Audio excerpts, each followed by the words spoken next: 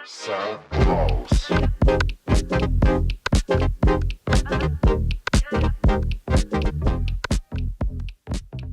passe ça pour le balado Ça brasse, propulsé par le phare. On est au quartier Belle-Gueule avec l'équipe de CISM au son. Merci d'être là, merci d'être à l'écoute. On a des super invités aujourd'hui. Patrick Kearney, Craig Sauvé. On se prend une petite bière. Bienvenue, merci d'être là. Pour faire le twitch. Oui. Oh, ben non, ça mousse parce que ça brasse. Santé. Santé. Santé. Et, oh, ben non, j'ai fait un petit dégât. C'est pas grave.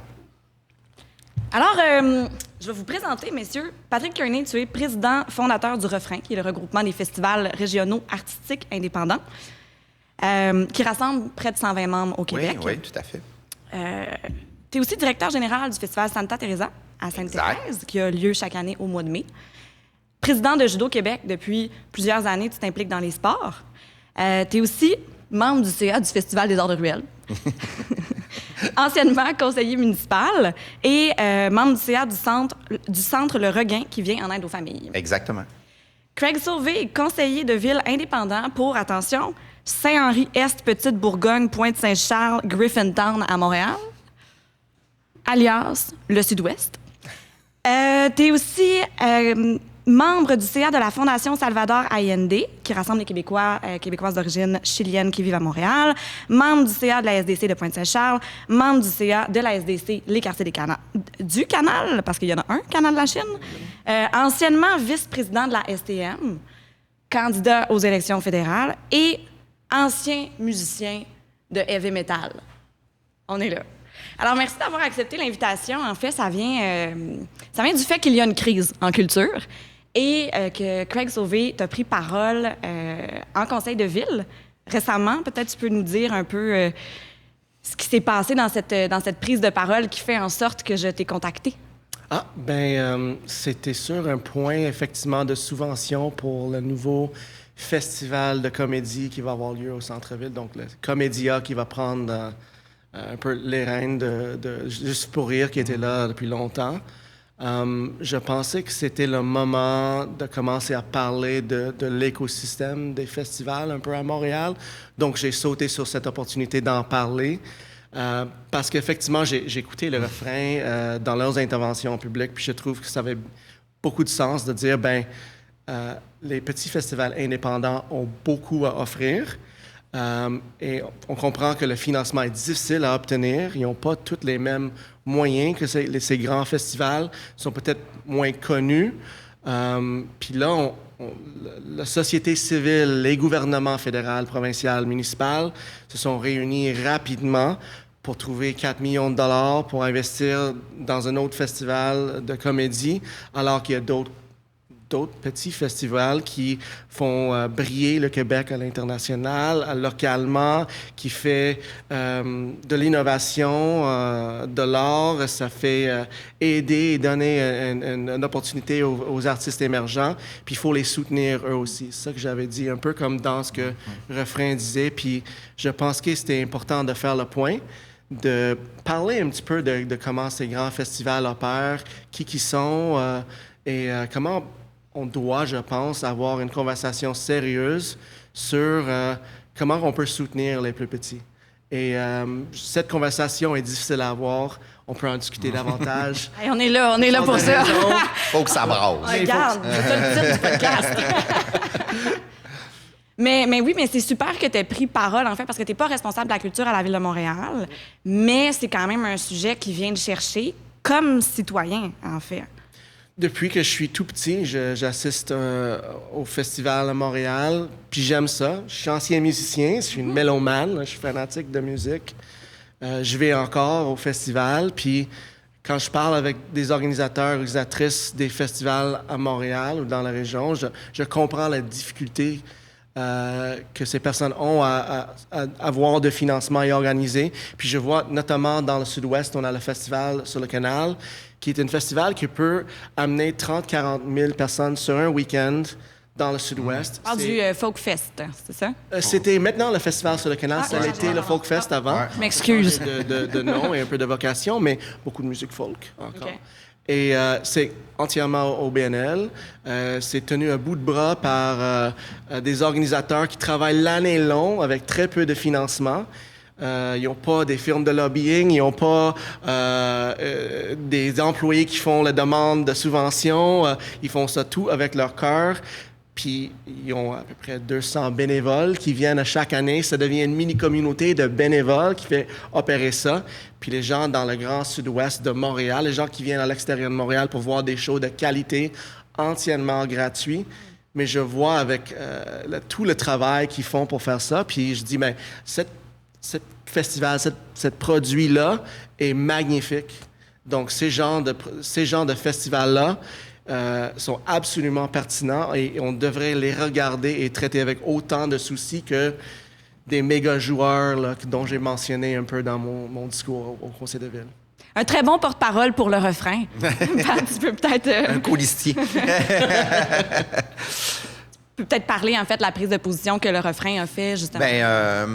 C'est sûr que nous, quand il y a eu la faillite de Juste pour rire, on avait un pressentiment là, qu'il se passerait quelque chose, que l'écosystème gouvernemental réagirait. Puis nous, on a eu le souci en prévention de rencontrer toutes les instances politiques en leur disant, peut-être qu'avant de bouger, on peut prendre le temps de regarder comment on devrait aviser, comment on devrait investir, en tenant compte aussi qu'il y a des petits joueurs autour. Des festivals à Montréal, il y en a plus d'une cinquantaine. Puis, parenthèse, qui contribuent tout à faire de Montréal une capitale culturelle. C'est pas qu'un festival qui fait ça, c'est pas que le jazz, c'est pas que Mutex, c'est l'ensemble de ça qui fait que Montréal est une ville culturelle. C'est une destination. On leur avait dit, on pense qu'avant de bouger trop vite, on devrait prendre le temps de regarder, de voir où on peut aider. Puis, oui, il faut combler l'espace qui était laissé vacant par Juste pour rire, mais peut-être de le faire de façon différente, peut-être d'en profiter pour mettre en valeur les arts de rue qui vivaient des moments difficiles. On a fait cette tournée-là en mars, en prévention. Puis là, quand l'annonce est arrivée, c'est sûr que là, moi, personnellement, le bouchon a sauté parce que je me disais, dans le fond, ils n'ont pas compris. Ils n'ont pas compris ce que nous, on disait. Puis tout le monde avait dit, non, on va prendre le temps, inquiétez-vous pas. Puis pourtant, là, on dit 4 millions, mais on n'a pas les chiffres précis parce qu'on évalue, nous, entre 4 et 6 millions qui a probablement été investi. Les 3 paliers, là. Les 3 paliers municipaux. Mais municipaux, on le sait, là, c'est 100 000 qui a été mis. Mais là, il y a le fédéral, il y a évidemment le provincial.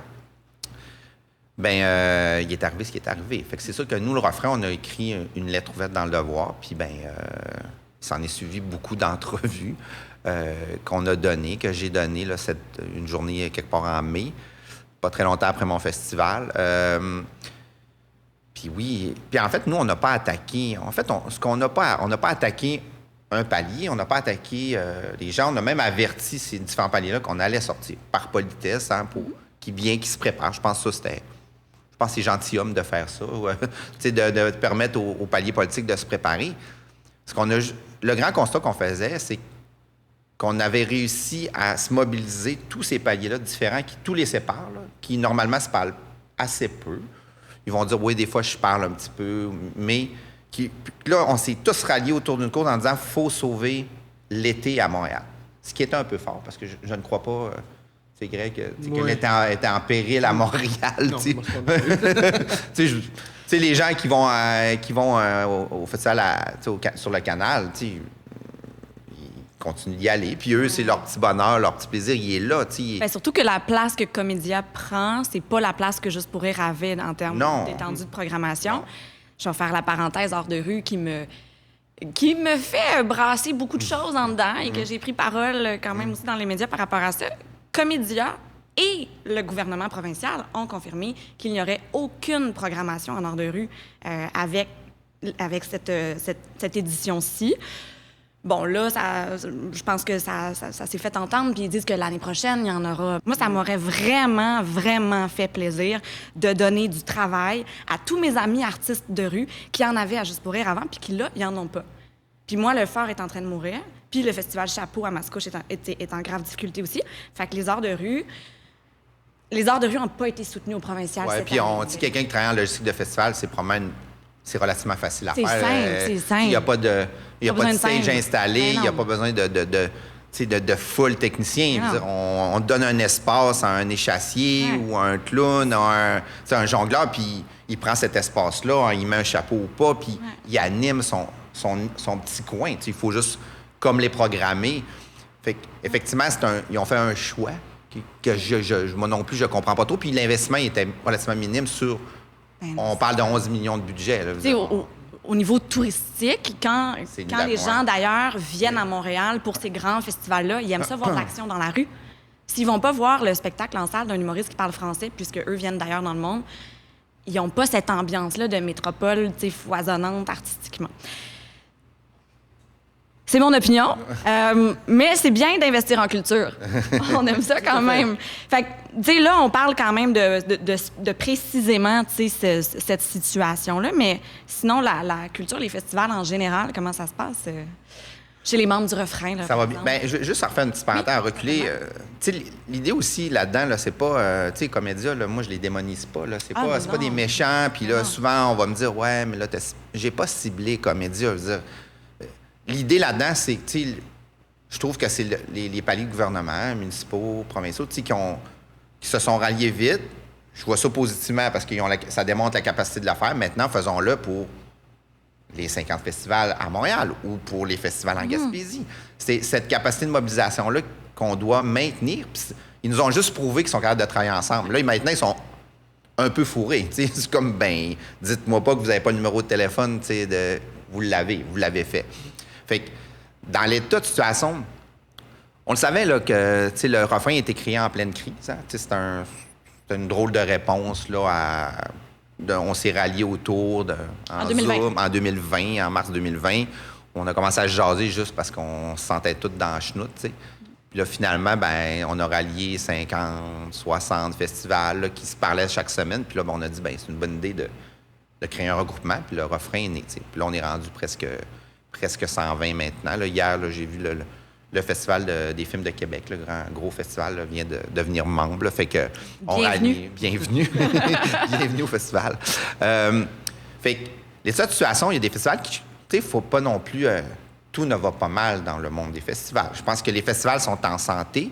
En fait, même les festivals, on s'aperçoit qu'ils répondent vraiment à un besoin. C'est pour ça qu'ils se multiplient. Tu sais, il y a eu un défi après la pandémie de ramener du monde en salle. Puis ce défi-là, il est encore présent. Puis c'est tough pour les diffuseurs. Puis ils travaillent fort à ramener cette clientèle-là en salle. Puis il y a une clientèle, une nouvelle génération qui naturellement ne va pas en salle. Tu sais, qui aime mieux fréquenter ces festivals-là où tu peux butiner. C'est comme un festival, c'est comme un buffet, hein, tu sais, où tu n'es pas obligé de manger une affaire. Tu sais, tu dis, ben je vais avoir un show heavy metal, puis à côté, finalement, il y a un spectacle folk. Puis finalement, je vais m'arrêter devant les amuseurs de rue, puis ça te permet de butiner, ça te permet de découvrir. En une fin de semaine, tu peux voir 20 artistes différents. C'est ça l'avantage. Fait que, moi, je pense qu'on peut même devenir un complémentaire à ce qui se fait en salle. Ben, c'est comme une initiation, en Exact. fait. Tu découvres l'artiste en festival, puis après ça, tu t'en vas acheter des billets Oui. de spectacle. Après ça, tu vas encourager le diffuseur en salle.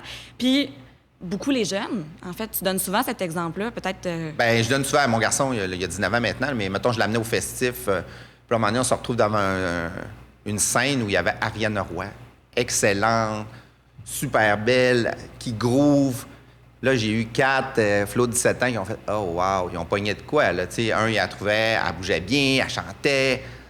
Fait que, il y en a 2 là-dedans qui sont retournés la voir en salle à Jonquière, dans une petite salle qui s'appelle le Côté Court, qui ne seraient pas allés au Côté Court s'ils n'avaient pas découvert cet artiste-là. Puis ça, cet exemple-là, il vaut... Tu sais, en fin de semaine, on était ensemble à la noce, on s'est rencontrés à la noce. C'était malade, j'ai fait du crowdsurfing 3 fois! Donc, sur le show de Ariane Roy. Mais, tu sais, il y a plein de gens qui ont fait des découvertes. Tu sais, j'ai vu Rose, là, qui vient de gagner un prix là, au FEQ, là, tu sais, Ouais. Wow, tu sais, ça grouvait au coton, la foule, tu sais. Fait que, moi, Rose, elle redonne un spectacle au ministère ou ailleurs, je vais être preneur, tu sais. Ben ouais. Mais Rose, si je ne l'ai pas vue, est-ce que je vais pas prendre la chance? Est-ce que je vais dire je vais aller en salle? Ben, tu payes pas pour- Peut-être que je vais attendre que quelqu'un m'en parle ou quelqu'un me traîne en disant viens voir cet artiste-là. Mais je trouve que dans l'écosystème, les festivals, ils jouent un rôle super important en découvrabilité d'artistes. Ben, tu payes pas pour quelque chose que tu connais pas. Exact. C'est normal. Fait que c'est important d'avoir des programmations gratuites dans les festivals pour découvrir des artistes, mais aussi découvrir des disciplines. Tout à fait. Mais ça, il y a des paliers gouvernementaux qui comprennent pas. C'est ça. Oh là. mais je pense que... Puis, en même temps, il y a aussi, là, il y a beaucoup de réflexions là, sur la gratuité, là, parce qu'il y a... Je pense qu'il faut faire attention aussi. C'est comme dire aussi la culture, c'est gratuit. C'est toujours gratuit, mais la culture, quand tu consommes, ça coûte des sous. Quand tu vas au Parc Jarry voir le Grand Prix de tennis, tu payes. Je veux dire, il faut aussi pas non plus d'évaluer la valeur de l'artiste puis de dire, moi, la seule façon que je vais avoir des artistes, c'est parce que c'est gratuit. Moi, je ne paye pas pour ça. Ce qui n'est pas correct non plus, parce que là, tu deviens plus avoir le bon réflexe non plus à en salle, par exemple. Fait qu'il faut... Je pense qu'il faut trouver l'équilibre dans un festival ou dans un événement que tu aies une portion gratuite, mais une portion aussi payante, parce qu'un artiste, il y a une valeur. C'est un métier d'être artiste. À Montréal, il y a vraiment une grande mixité sociale. Il y a vraiment une part de la population qui n'a pas accès au budget nécessaire pour consommer de la culture. Les maisons de la culture, c'est gratuit, mais il y a une partie de la population ne se sent pas accueillie dans une maison de la culture. Donc, d'offrir des spectacles gratuits va venir, je sais pas, soutenir le quotidien de cette portion de population-là, faire un bien immense. On l'a vu en pandémie à quel point les arts faisaient du bien à l'âme puis que ça donnait envie aux gens de s'accrocher. Fait que je pense que, tu sais, par exemple, dans le cas du phare, on peut pas avoir une portion payante. On peut pas clôturer des ruelles. Les gens passeraient par leur maison. On veut pas aller dans un parc, on est le Festival des arts de ruelle, on célèbre le patrimoine architectural des ruelles. Fait qu'il y a des événements, puis tu sais, les arts de rue, de par l'identité des arts de rue, c'est gratuit. Tu peux pas clôturer un spectacle d'art de rue, tu sais. Fait que oui, c'est correct de sensibiliser au coût de la culture, d'avoir peut-être des contributions volontaires, tu sais, qui sont là, mais une billetterie à tout prix, c'est pas applicable dans tous les événements. Exact. Oh, oui. Puis je pense pour les familles de Montréal, peut-être, c'est important de dire le coût de la vie a tellement augmenté. Mais c'est ça, un peu, effectivement. La gratuité et les plus petits festivals, les spectacles dans les quartiers, c'est d'aller où les gens sont. Puis ça stimule aussi, parce que, mettons, on a une famille, des jeunes enfants qui voient leur premier show, peut-être, que ça va leur stimuler de devenir des artistes, de vouloir avoir des cours de guitare ou de piano ou de danse ou autre chose parce qu'ils l'ont vu. Donc, le but de démocratiser et avoir de gratuité, c'est effectivement ça, c'est d'offrir ce qui est le meilleur de l'humain, c'est d'être créatif, de faire de l'art. Je dis souvent que les abeilles font du miel puis les humains ont fait de l'art. Hey, là, tantôt, Pat, il parlait de butinerie. Là, tu parles de miel, d'abeilles. On a une thématique. Full bio. Non, mais les abeilles, c'est important. C'est ce qui fait en sorte que la planète peut se nourrir. Et voilà. Tout à fait. Et voilà. Donc, il faut on se nourrisse aussi. L'art, on se nourrit l'âme. Ouais. Mais c'est ça, on est sur la planète pendant un moment très, pas long, très peu de court moment. Fait qu'il faut avoir de plaisir, il faut être humain, l'existence humaine, l'expérience humaine, c'est important de le vivre. Puis l'art, c'est une des meilleures manières de le vivre. Puis effectivement, là, je parle avec de mes commettantes et commettants très souvent. Puis effectivement, l'abordabilité, c'est la question numéro 1. Les gens ont peur, puis ils vivent beaucoup d'insécurité par rapport au coût de leur logement, le prix à l'épicerie. Donc, ils font des sacrifices, mais il ne faut pas non plus sacrifier ce qui est le plus important pour nous aussi, d'être, comme je dis, de vivre l'expérience humaine, puis avoir de l'art, puis des bons moments en famille, puis d'encourager notre famille de s'épanouir et les enfants de s'épanouir artistiquement, culturellement aussi. Là, il ne faut pas l'oublier, ce morceau de notre existence-là. Puis c'est ça, là, je pense que quand j'entends le cri de cœur des artistes, ils disent clairement ça. C'est que oui, effectivement, il faut que tout le monde soit nourri. Il faut que tout le monde ait une logique correcte et décente, mais il ne faut pas oublier l'essentiel de... Je vais pousser la métaphore des abeilles plus loin. Les abeilles sont en voie d'extinction. La culture, ça va mal. Ça va mal. Les coupures font mal. C'était la fin de ma métaphore. Là. J'arrête avec les abeilles pour la suite. Est-ce que vous avez des témoignages peut-être de gens... Tu as parlé de ton fils, mais des moments... À quel point les festivals ont eu un impact profond sur la vie des gens, tu sais, des... Bien, tu sais, il y a le festival de danse, là, c'est Fury. À Marsoui? À Marsoui, qui est une très petite ville là, de 250 habitants. En Gaspésie, pour les gens qui connaissent pas Marsoui. Ouais. Fait que il y a des gens, si vous passez trop rapidement, Marsoui, le début et la fin est assez court, là, tu sais. Mais tu sais, il y a une fille qui est allée s'établir là, puis tu sais, qui a parti à un festival de danse, ce qui va être courageux, parce que déjà, à la base, la danse, c'est niché. C'est très niché. Puis il faut du volume. Il faut beaucoup de gens qui s'intéressent. T'sais. Mais là, elle est allée s'installer là, puis elle a un peu métamorphosé cette petite ville-là, qui était un peu... qui est un désert culturel, là, avec plein de belles personnes, mais qui n'avaient pas accès, qui a donné un nouveau souffle au centre communautaire en créant un petit café, où là, les gens, ben les vieux de la place, les madames vont jaser, vont prendre un café, manger un morceau, côtoient des artistes, parce qu'elle est devenue aussi un lieu de résidence d'artistes.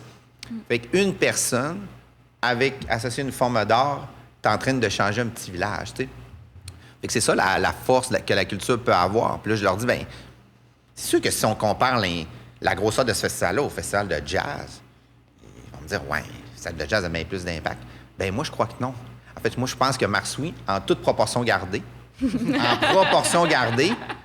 c'est le seul. Fait que c'est clair qu'il y a plus de poids. C'est sûr que Petite-Vallée, bien plus, le festival de la chanson de Petite-Vallée a bien plus d'impact dans son milieu que les Franco ou Oshiaga, parce que c'est le seul. Si lui n'est pas là, la culture est presque inexistante, à part les gens qui jouent font de la musique dans leur famille, ce qui est fort cool. Mais l'histoire de Petite-Vallée là, est exceptionnelle quand même. Oui, c'est un Alan qui est avec nous sur le CA du Refrain, qui donc avait une famille relativement musicale, que dans l'ancienne forge de son grand-père, a parti des spectacles en empruntant 1500 $ aux médecins qui venaient coucher dans l'auberge de sa mère juste à côté, des médecins qui venaient faire le run en Gaspésie. Puis 40 ans après, cette année, c'est ça. 40 ans? Oui, 40 wow. ans, tu sais, que Petite-Vallée, puis que je pense pas qu'il n'y a pas un artiste au Québec, dans les plus grands, n'a pas passé là, tu sais, fait que...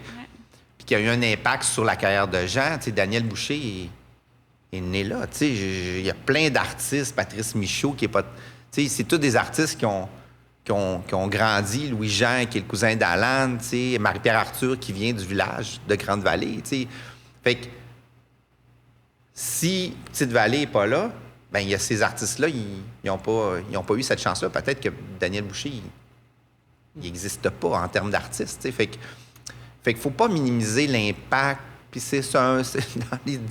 Quand le ministre de la Culture a dit qu'il ne faut pas comparer l'impact de Comédia au festival en région, mais c'est là que... Là, t'as-tu flippé une table? Oui. Mais en fait, c'est pas assez bien connaître l'impact des festivals en région. Au même titre que... Puis là, je dis en région...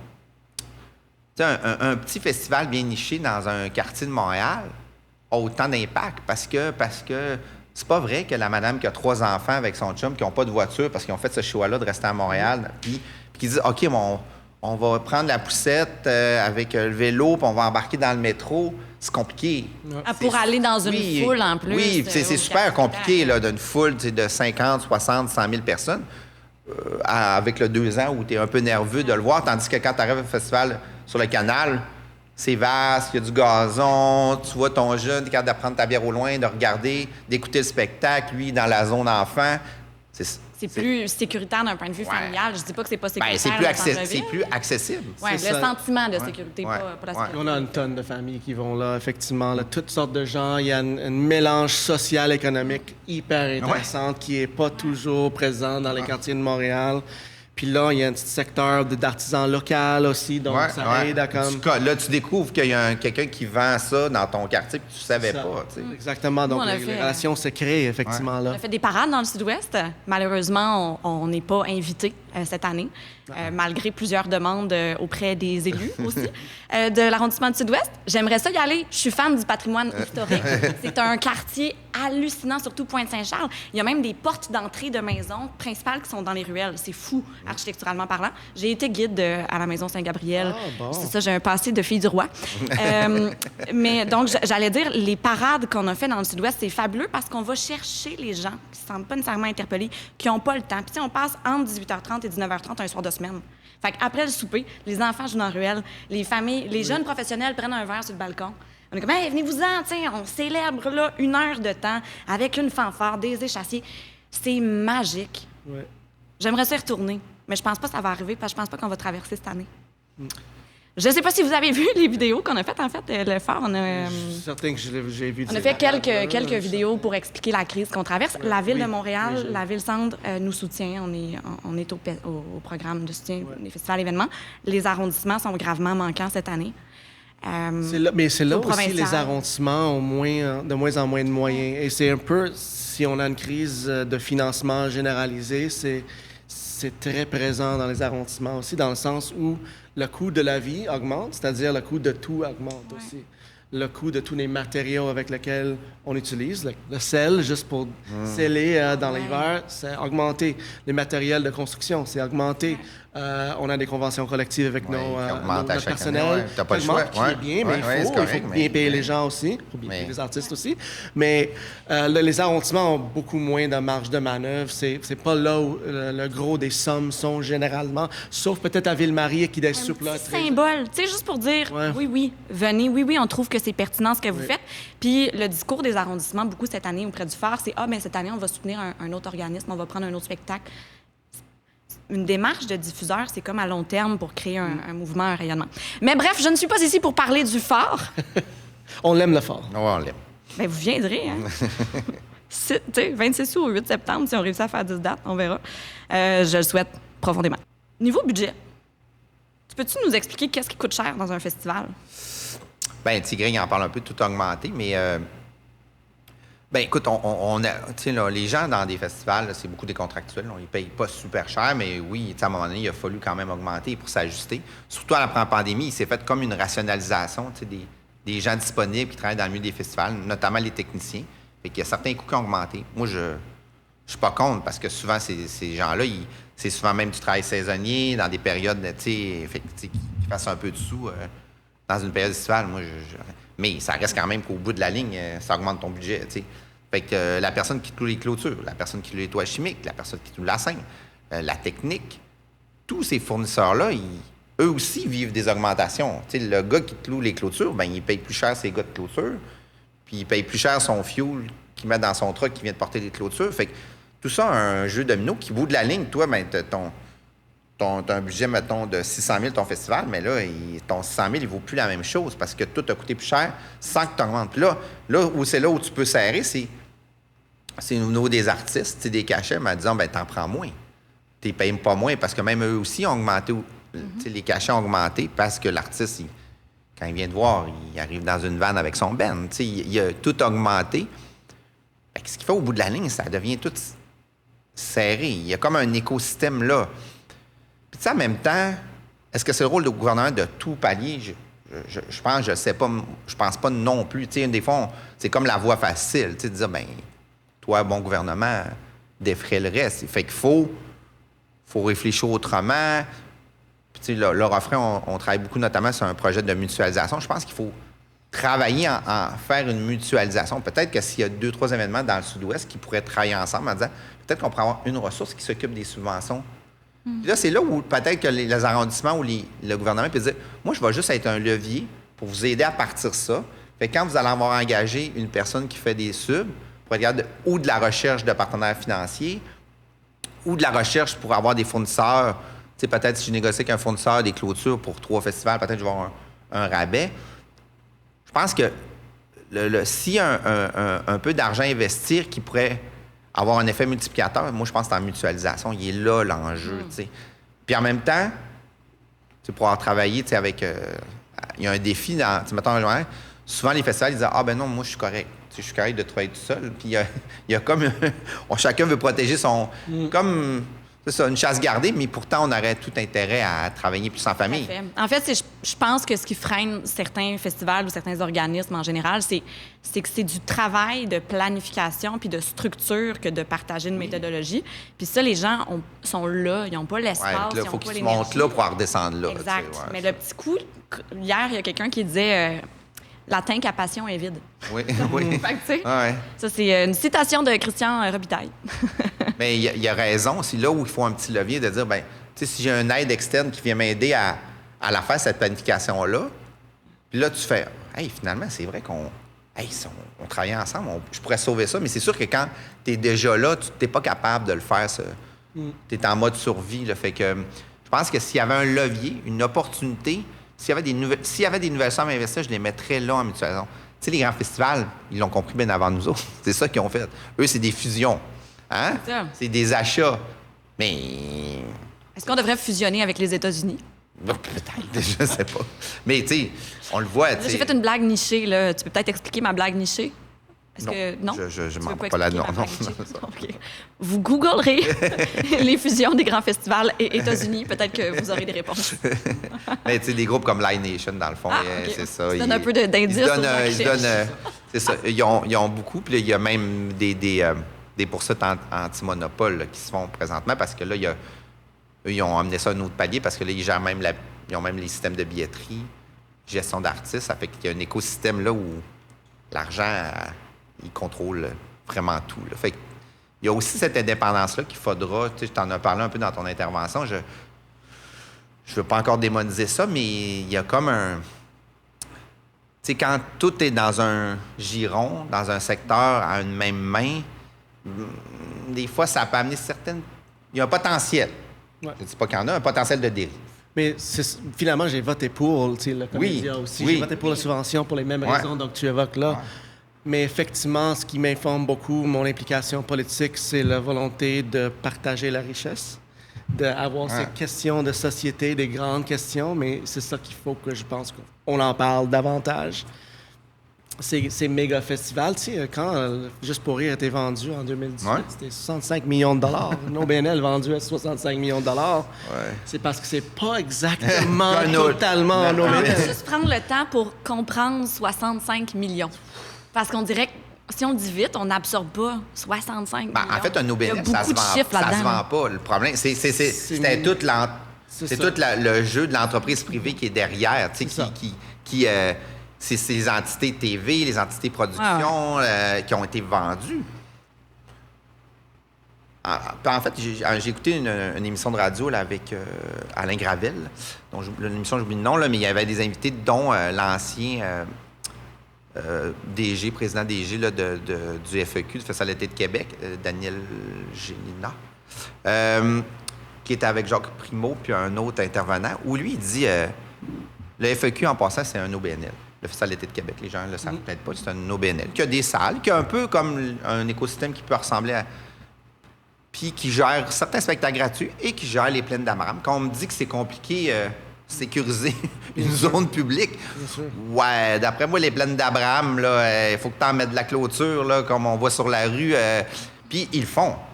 Fait qu'ils ont établi un système de billetterie, ce qui fait que c'est une organisation qui est en bonne santé financière. Parce que quand ils font un profit une année, ils réinvestissent pour avoir un artiste de plus grande envergure. Oui, il n'y a pas de grande limite en termes de niveau d'artiste qu'il ne peut pas avoir. Ils ont tout eu, les Rolling Stones. Ils peuvent, si les Beatles étaient encore là, ils les auraient. Mais, et lui, il disait, ben, tu es soit un OBNL ou un privé, mais tu ne peux pas être les deux. Je suis assez d'accord avec ça.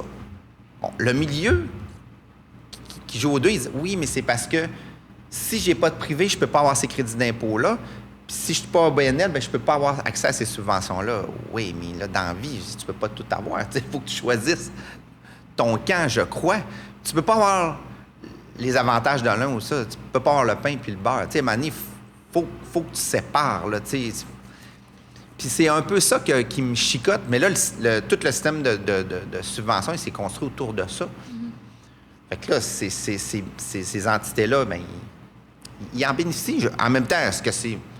L'opportunité est là, le plat de bonbons est là, pourquoi j'en prendrais pas? Je pense que c'est là où il y a peut-être... On devrait regarder comme écosystème. Puis je leur dis, ben si t'es capable de mettre 4 à 6 millions dans un festival, tu dois être capable de mettre 80 000 $ dans le Festival des Arts de Ruelle pour sauver une forme d'art qui en aura pas beaucoup aussi, qui vont s'occuper. Ouais, mais tu sais, ben c'est ça. Mais tu sais quoi? Pourquoi? C'est moins important, ça a moins de valeur. Non. Erika va dire que tu as une plaie de belles valeurs. OK, parfait, mais pourquoi on se mobilise pas pour sauver ça? Pourquoi on n'a pas cette même urgence-là pour sauver le Festival des Arts de Ruelle ou venir aider Mutec ou venir aider tout autre festival qui vit une crise? Peut-être temporaire. Peut-être aussi qu'il y a des festivals qui se sont mis dedans tout seuls, en faisant des dépenses au-delà de leur capacité. C'est aussi ça. Mais là, c'est là qu'il faut que ça... À un moment donné, pour prendre l'exemple du phare, Ouais. c'est qu'après cette édition, qu'il y a eu une croissance financière, qu'il y a eu une croissance de reconnaissance. Tu sais, on est rendu, je pense, à 6 prix en 2 ans. Là. On n'arrête pas de recevoir des trophées. Mais comment ça se fait que pour la 8e édition, je peux pas souffler un peu puis prévoir, puis enfin stabiliser, créer de l'emploi? Pas porter ça sur mes épaules bénévoles, tu sais. J'ai créé un poste de direction de production pour la première fois en 7 ans. Le lendemain, je perdais 80 000 au provincial. Pour la seule et unique raison qu'on n'a pas gagné le concours artistique cette année. Mais que c'est bon ce qu'on propose. Mais le seul programme dans lequel on fitait, c'est un nouveau programme, fait que là, tout le monde s'est garoché dessus, autant créateur que diffuseur. Mais c'est, en tout cas, là, je m'éloigne du sujet, mais c'est une petite corde. Sensible. Ouais. Bien, d'où ce que Gray amenait dans son intervention. OK, mais d'où l'importance de s'asseoir l'ensemble des paliers puis des musiques-actions, des SODEC, des CAG, de ce monde, dire OK, comment on s'assure que dans notre filet, il n'y a pas de pompe qui tombe en bas de l'arbre sans que quelqu'un la ramasse, t'sais? Mais là, des festivals orphelins, nous, on a presque une trentaine au refrain. Ouais. C'est-à-dire des festivals qui ne reçoivent aucune subvention. Aucune subvention. Aucune subvention. Puis ils sont pas nouveaux. Là. Tu sais, mon festival à Repentigny, je pense que ça fait 30 ans. Là. Ouais. Un festival pour les enfants, puis c'est pas un festival de mascottes américaines. Oui, c'est ça. C'est vraiment des arts, des spectacles, des artistes de chez nous qui forment le public de demain. 0 subvention. Ben, tu sais, là, En on termes parle... de culture. Puis à Sainte-Thérèse, il y a un autre festival qui s'appelle Music for Cancer, qui est pas un... Oui, qui donne quelques sous pour le cancer, mais qui est un festival de musique punk. Pourtant, 0 subvention. On dit, ouais, mais tu sais, parce que tu donnes pour le cancer. Au-delà de ça, je veux dire, il met en valeur plein d'artistes, de bands québécois qui jouent du punk. Le punk n'est pas mort, là, il y en a encore. C'est une clientèle hyper loyale, les punkers, tu sais. Est-ce que tu connais ce festival-là? Je ne le connaissais pas, honnêtement. Non, mais ça ben, m'intéresse. Prends des notes, là. Ils vont connaître la tête d'affiche chez Dropstick Murphy cette année. Ah, ben, Ce qui est quand même, c'est quand même assez gros, tu sais. gros, Oui, tu sais, fait que... Pourtant, il ne reçoit aucun... Outre de la ville, il y a un soutien de la ville, mais aucun. Fait que là, tu fais tabarouette. Tu sais, lui, il va y avoir du monde de partout. Il y a des membres des États-Unis, de l'Europe qui vont venir à son festival. On dit, ouais, t'as pas d'impact touristique. Colin, je trouve qu'il y a un impact, au contraire, un impact majeur, tu sais, dans sa vitalité, la vitalité de la banlieue, qui est souvent perçue. On parlait tantôt, on pense que la banlieue, c'est bien plate, c'est du monde qui vont dormir, qui viennent travailler à Montréal, mais c'est pas ça, là. En lieu, il y a de la vie, il y a des artistes, il y a des gens qui contribuent à l'écosystème. Bref, il faut que les paliers de gouvernement, quand tu as moins d'argent, là, c'est justement bon moment de mieux la dépenser, de mieux l'investir. Puis ça veut dire s'asseoir ensemble, pas dire à l'autre quoi faire, mais dire ah non, mais il n'y a personne ici qui s'occupe du phare. Non, c'est quand même quelque chose d'important. Oui. OK. Fait que là, c'est là où il y a Ce qui est bizarre, en fait, c'est que le fédéral puis le municipal saluent notre démarche. Mais le provincial, on vend pas de billets, fait qu'on ne fit pas, on ne cadre pas avec les critères du calque. Mais comment ça se fait qu'au fédéral puis au municipal, on a des évaluations extraordinaires? Il y a quelque chose, le monde, il se parle pas. Puis au provincial, j'ai parlé au bureau du ministre, là, j'ai appelé, puis elle m'a dit « Ouais, mais c'est parce que ton festival, il est tellement Montréal. » Oui, mais là, c'est parce qu'il manque un morceau du casse-tête, là. Puis Montréal, c'est la métropole culturelle du Québec, là. C'est comme... Il y a différents paliers, mais... Mais en même temps, je veux dire, la base des Franco et du jazz, c'est la gratuité. T'sais, pourtant, on les dévalue pas pour ça. On dit, oui, il y a des spectacles en salle, mais je veux dire, je sais pas le pourcentage, mais si tu prends les festivaliers, ils rentrent pas dans les salles. Là. Même si c'est plein, la capacité n'est pas là. Fait que la majorité de ces festivals-là sont basés sur une offre gratuite. Pourtant, on ne dit pas, ben non, tu ne contribues pas, mon ami, tu sais, parce qu'ils ont quelques spectacles, tu sais. Est-ce qu'il faudrait que le phare se loue une maison, vendre quelques billets dans une maison, puis dire, ben oui, moi aussi, j'ai ma portion gratuite en toute proportion, tu sais. Fait que c'est ce jeu-là, cette game-là, qui est un peu... qu'on devrait pas jouer. Louer une maison, là, on fait pas ça. Là, Airbnb, là, c'est un autre... Ouais, Montréal, là. ne touche pas à ça, c'est non, ça. non, on parlera pas de la crise du logement. Non. Quoique, de l'art dans la rue, ça permet aux gens de souffler dans cette crise, qui est à plusieurs niveaux, évidemment. Fait que l'avenir, là, des festivals puis de l'accessibilité culturelle, on la voit comment puis on la souhaite comment? Autant au provincial qu'au municipal. Bien, je pense que tout le monde souhaite que ça perdure, que ça survive, mais plus que l'épanouissement continue. Quand j'ai parlé de cette conversation-là, je pense que c'est très important qu'il faut avoir cette conversation sur le futur de tous nos festivals. C'est au-delà aussi de l'art, parce que politiquement, je peux le comprendre aussi. Les grands festivals, il y a, dans le monde économique, entrepreneurial, commercial, il y a un sentiment d'insécurité important ces temps-ci.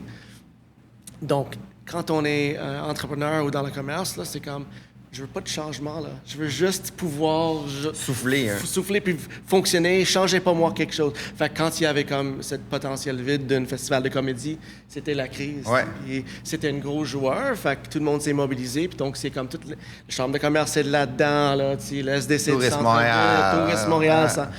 Mais il faut penser au-delà de ça aussi, tu sais. Mais effectivement, c'était une conversation à avoir là pour cet été. Mais je pense que moi, la démocratisation et l'accessibilité au festival, ça faut que ce soit accessible aussi dans les quartiers, dans tous les quartiers de Montréal, dans les banlieues de Montréal, dans d'autres villes de Québec. Je pense que c'est ça que tout le monde le souhaite. Mais effectivement, là, avec le coût de la vie qui souffre beaucoup, les artistes souffrent beaucoup. Les gens dans la technique aussi qui perdent leur job quand on a le studio FX qui ferme. Il y a des studios qui ferment. Le monde de jeux de vidéo, ça va mal. Il y a beaucoup d'artistes musiciens, comédiens, comédiennes sont là-dedans aussi, artistes graphiques. C'est tout un écosystème économique aussi qu'il faut en penser à ça. Donc, le défi est là, je pense, de dire, OK, Québec, là, on est fiers d'être Québécois et Québécoises, on est fiers de notre nation, mais là, il faut penser vraiment de comment on peut faire briller notre nation. C'est, selon moi, par la culture, beaucoup. Donc, c'est un bon investissement de s'assurer que tout le monde que ça fonctionne. Mais les bases sont encore là, je pense. Moi, je suis très quand même optimiste malgré tout. Je pense que la population québécoise est très artistique, culturelle. On a des universités et des cégeps de grande qualité. Juste à Montréal, il y a 4 universités, plusieurs cégeps, des institutions. Et moi, j'ai fait de performance jazz à Vanier, là, donc j'ai fait 2 ans de... Avant, le heavy metal, c'était le jazz. Non, heavy metal, c'est toujours heavy metal. J'ai voulu améliorer ma qualité de musicien, donc j'étais pas très bon en jazz, je vais avouer, là. Mais, tu sais, il y en a l'Institut Trébasse, toutes sortes d'institutions aussi les écoles de danse, les écoles artisanales aussi qui sont très intéressantes. Donc, on a quand même des bases très, très, très importantes au Québec pour s'assurer que les prochaines générations d'artistes ont de l'inspiration, sont bien formés, puis les gens qui les appuient en technique aussi sont bien formés. Donc, on a des atouts aussi au Québec. Mais le questionnement sur comment s'assurer la viabilité à long terme et le financement à long terme. Il y a eu l'article la semaine dernière que j'ai lu par rapport au privé aussi dans les grands festivals qui reculent aussi. Oui, les partenaires privés ont plus beaucoup de sous, tu sais, puis... C'est ça. Donc ça change aussi, là. Le monde a été affecté par la pandémie. Tu sais, les brasseurs ne servaient plus dans les restaurants. Parce que là, il faut quand même accuser le fait que David est en arrière en train de faire une recette de bière. On salue David, le brasseur chez Belleville. Mais parce qu'il faut prendre des décisions. Oui, il faut faire des choix. Le coût de la vie augmente pour tout le monde. Donc, les entreprises privées qui investissent en culture, bien aussi, reculent. Tout à fait. Donc, il y a plus d'exigences des gouvernements, là, je le sais. Là, tu sais, on peut penser, mais il y a toute l'écriture des subventions que je trouve intense là, pour les plus petits. Mais aussi, comme, mettons, la sécurité, right? Ça a changé aussi. avec les craintes en matière de terrorisme. Il faut plus de clôtures, il faut plus de gardiens de sécurité, des blocs de béton pour bloquer les rues parce qu'on a peur qu'un auto va venir écraser les gens. Là, on est rendu aussi ailleurs, donc les exigences sont en hausse, les coûts sont en hausse. Logistique, mais aussi les exigences en administration. Oui. Peut-être, Pat, tu pourrais survoler un peu les exigences administratives, le travail administratif cache derrière un événement de projet. Toutes les demandes de programmes de subvention, il n'y a pas un palier. Même dans un même palier, des fois, je dis au provincial, je dis, mettons, la SODEC me demande un budget dans un format, le MTO me le donne dans un autre. C'est le même budget. Là. Mettons, je ventile mon 1 million mais je le ventile différemment. Puis là, au fédéral, là, tu fais, ça vous tente pas de vous parler, ça nous aiderait, tu sais. Là, on me dit, t'as-tu éco-responsabilité? C'est super la mode. Moi, je le faisais avant que ça soit la mode, mais OK. Là, tu sais quoi ton plan? Tu peux-tu le remplir là-dedans? Puis toi, dedans. Puis là, tu as l'Auto-Québec qui te le demande d'une façon, qui te demande tes impacts sociaux d'une autre façon. Puis là, le fédéral, il me dit, est-ce que tu as la diversité? Super, mais tu sais, est-ce que je suis vraiment obligé d'identifier si j'ai une personne queer, racisée dans mon organisation? Est-ce que je suis légitimé d'aller demander à mon collègue à côté son orientation, comment il... Non, je travaille avec lui, point final, puis il n'y a pas à son égard. À un moment donné, on avait même pensé le demander pour les artistes. Je dis, là, je ne vais pas demander à un artiste son orientation. Puis aussi, immigration de quelle génération? Oui. C'est-tu de première, de deuxième? Je ne sais pas, puis je ne vais pas aller poser la question à l'artiste. Je trouve qu'on est rendu dans un état où ton voisin il est chilien ou c'est ton voisin. C'est pas ton... C'est pas... Tu sais, je veux dire, tant mieux s'il y a du Chili, puis on en parle, mais il ne faut pas m'amener...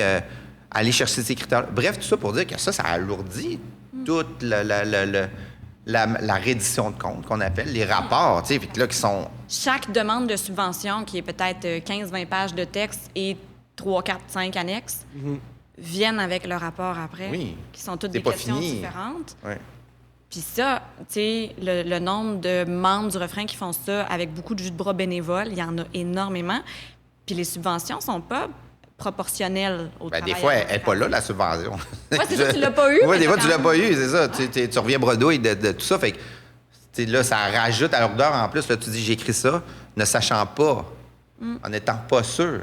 C'est tough, là, les gens, ils s'imaginent pas de... Puis là, il y a des programmes, là, notamment au fédéral, il faut que tu déposes 4 fois. Mais les 3 premières fois, tu sais que tu vas te refuser. J'avais dit au fédéral, je dis, c'est un peu niaiseux, là. Imagine, tu fais un travail en sachant que ça ne fonctionnera pas. Tu fais de la bière, mais quand tu as fini, tu ouvres le bois en bas, puis tu la vides. Tu le fais 3... Il faut que tu fasses 3 fois une bière, mais que personne ne va goûter. Là, tu dis... Pour montrer que tu as travaillé fort. Je sais pas. Là, juste pour dire, je l'ai fait 3 fois, mais c'est la 4e... Moi, je bois juste la 4e brassin. C'est ça. C'est totalement absurde. Là, tu fais... Ouais, mais c'est ça. Dis-moi d'attendre 4 ans, je vais le déposer à la 4e année. C'est ça, c'est correct. Là, il y a des sociétés d'État, par exemple, il faut que tu aies fait 4 ans. Je comprends, ils veulent pas... 4 éditions de ton Exact. Là, tu dis, que tu commences à être établi. Mettons l'Auto-Québec. Moi, j'ai pas de souci avec ça, mais ils disent pas, faire des demandes toutes les années en étant sûr d'être... 4 ans. Oui. Ce qui est beaucoup plus logique. Là, je sais pas. Non. Bref, tout ça pour dire que c'est ça.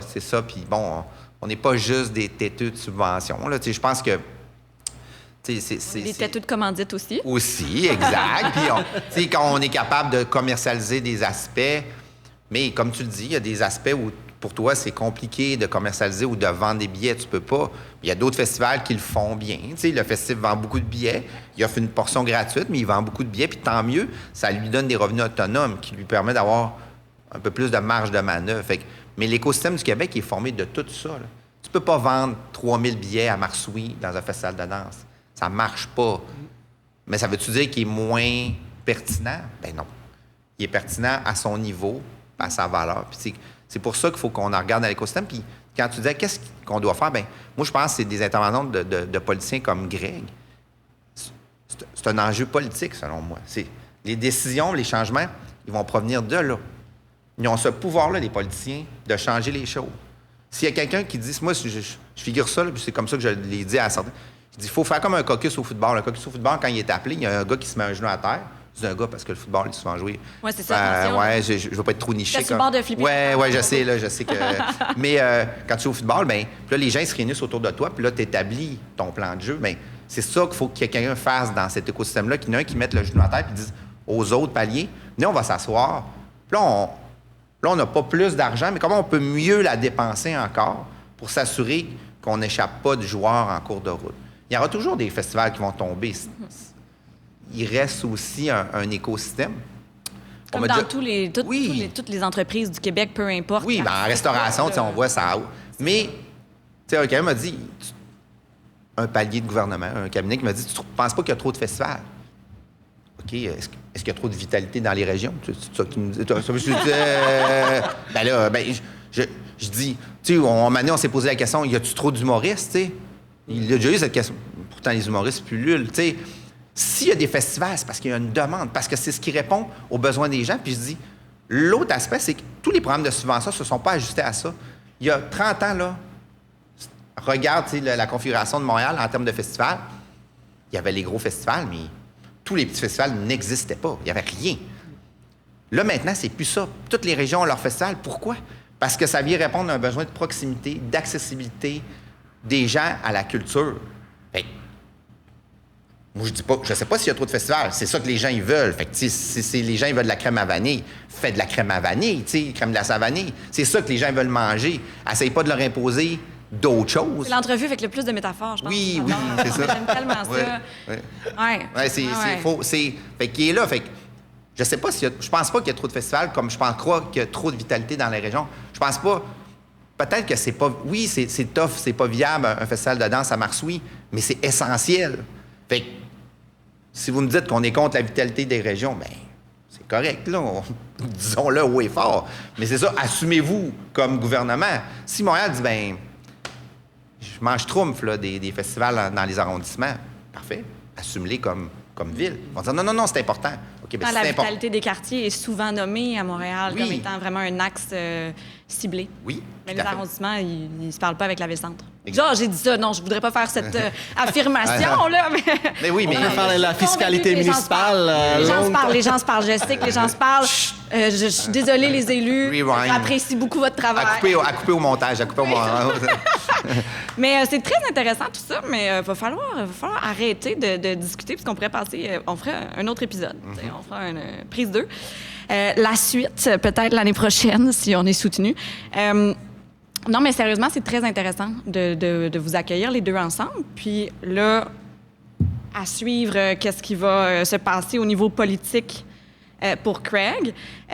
Pat, de ton côté, ben là, il y a le refrain que tu prends beaucoup parole dans les médias. En tant que membre, je te remercie. Mais il y a aussi ton festival Santa Teresa qu'il ne faut pas oublier là-dedans. Il y a du love aussi, il faut que je ça. C'est ça. Puis là, tu sais, on est l'été, le festival est passé, mais tu travailles déjà sur la prochaine édition, certainement. Ben oui, il faut se réfléchir, il faut justement voir. Tu sais, comme les défis financiers, on les a nous aussi. Les programmes de subvention, les commandites, nous, on déjà là-dedans, tu sais, fait que... Ouais. Pour l'amour de la banlieue, Santa Teresa est important comme festival dans le Grand Montréal, parce que pas juste Montréal, le Grand Montréal. Oh, c'est tough faire un festival de banlieue, là, d'être à l'ombre de la métropole culturelle, là, c'est... Mais c'est vraiment un très cool festival. Moi, j'ai beaucoup apprécié et je recommande à tout le monde d'y aller. Alors, merci beaucoup. On se fait un petit santé là-dessus. Merci. À Belle Gueule. Merci Belle Gueule. Merci David le brasseur à la figuration. Merci CSM pour le son. Puis on se revoit pour un autre épisode de Ça brasse.